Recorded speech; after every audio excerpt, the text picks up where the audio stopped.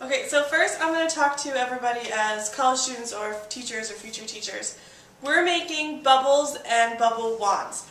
As a teacher, I would either put this in a water table or a tub already for especially preschool and kindergarten and probably still first grade. The measurements that I got from the lesson plan that I adapted this from was 5 to 10 cups of water, depending on how much you needed to make. A cup of dish soap. You might need to add more because sometimes it can be not as potent and stuff. And then a 1/4 cup of either cornstarch or glycerin. So you make this up first and then set it down, and you can have your kids come over and you can do it as a whole group first and then use it as a center. So I would bring all the students around and I would show them all the various materials. Like you could have little household items like this is a cover of a toothbrush. You could have popsicle sticks of different sizes just to have them, because some kids may not want to have their hands in the bubbles, some do.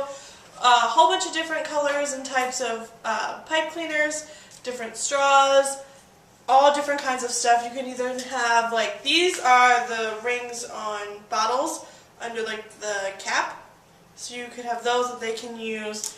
Basically any other material that has a shape that they can use to make a bubble wand. So with the 5E method, it's engage, explain, explore, elaborate, and evaluate. For my engage, I would ask the students who has blown bubbles before, what kind of wands have they used. Just bigger ones make bigger bubbles, smaller ones make smaller bubbles, and how bubble wands can help change the size.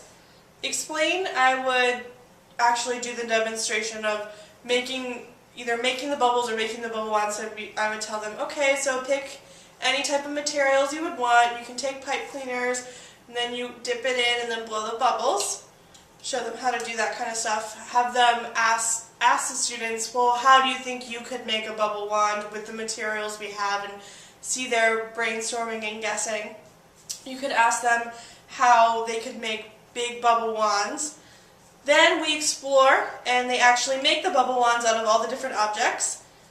Elaborate, I decided to have them create a bubble story using different colored bubbles and making different artwork with colored bubbles. And they could write what they used, all the different wands they used, they could even draw them. And to evaluate my students, I would have them go back to their seats and draw their ideal bubble wand. So they would have to, for little kids, they would just be able to sketch it, but if you did it for 1st and 2nd grade, they could probably write a sentence about why that bubble wand is so ideal. So now we are going to make bubble wands out of all the different materials and see if they work. So if you are ready, we can make bubble wands. So I'm going to take a pipe cleaner and just do a circle and see how well this works out for me, because who knows with bubbles sometimes. So you can just take it, and it didn't work. Still didn't work. Let's see if this works. No, fail. Okay. And you can try one with this attached and see. And it worked! So kids can play around with all the different types. You can make small ones and see how the small ones work. Or try bigger ones and see weird shaped ones, see if they work.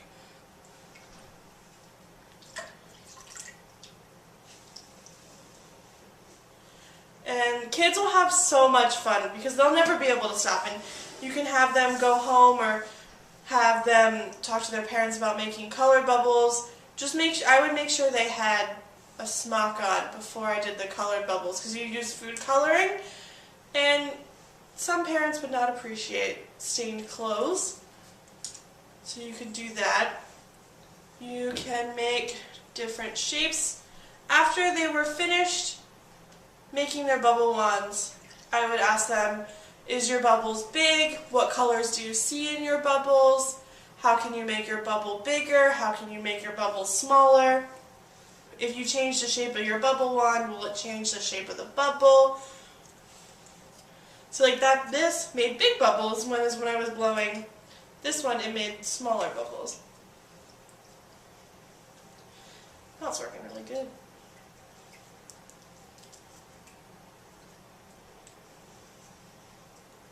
Did you see that? That's so cool.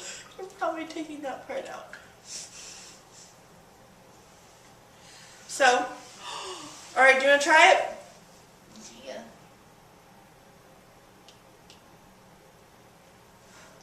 It's okay, try again. It's okay, it's beautiful.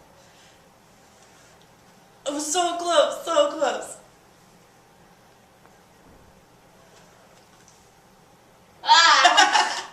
So, again, to evaluate my students, I would have them go back and draw their ideal bubble wand, and if they would like to make it, they can. But that is how I would evaluate, collect it at the end, and give it to them. I would collect it and make sure, follow the standard where they draw and solve a problem and sketching.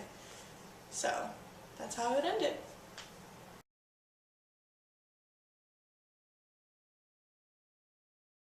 So, for color stories, I might add this in later. Okay. You can take straws, blow it onto, and make different colors. Green. And make green or blue. You can mix them to make colors, which is a whole nother standard. I almost tried to slurp this. I almost did. I was like, that's not healthy. And that's when going to the ER was at the bloopers. It's actually fun though. Look, Rick! Rick! Carl! Get in the house, Carl! That's the new... What is that color?